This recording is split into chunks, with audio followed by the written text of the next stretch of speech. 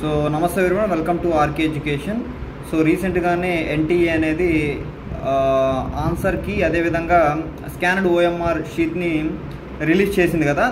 మొబైల్లో దాన్ని డౌన్లోడ్ చేసుకోవడానికి చాలామంది స్టూడెంట్స్ ప్రాబ్లం ఫేస్ చేస్తూ ఉన్నారు.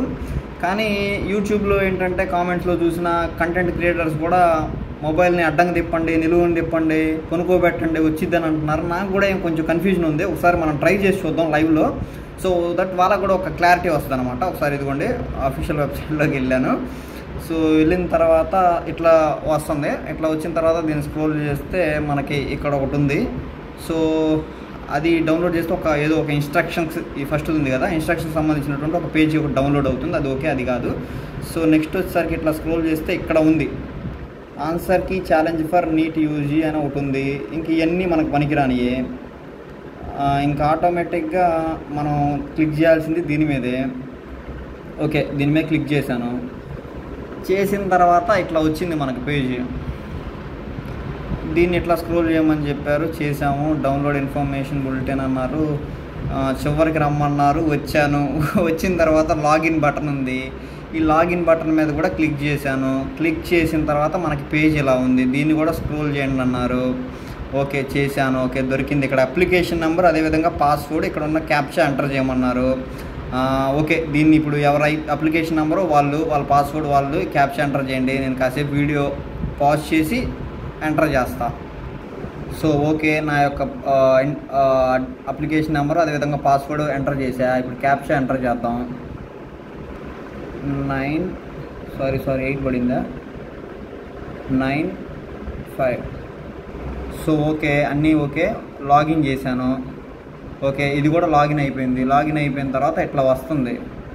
ఇట్లా వచ్చిన తర్వాత ఇక్కడ ఇట్లా వస్తుంది. ఇట్లా వచ్చిన తర్వాత ఇంకా ఇక్కడ ఏదో నేమ్ ఉంది, application number, activities, registration process, view payments, view application forms, download confirm page ఉంది, view mobile and email address ఉంది, ఇవన్నీ ఉన్నాయి. ఇక్కడ ఒకటి కన్ఫర్మ్ పేజ్ ఉంది. అది కాదు మనకు కావాల్సింది. ఇప్పుడు ఇంక రావట్లేదు, ఇక్కడ నుంచి స్టెప్ నుంచి ఇంక రావట్లేదు. ఏం చేయాలో అర్థం కావట్లేదు. ఇక్కడతో ఆగిపోయింది.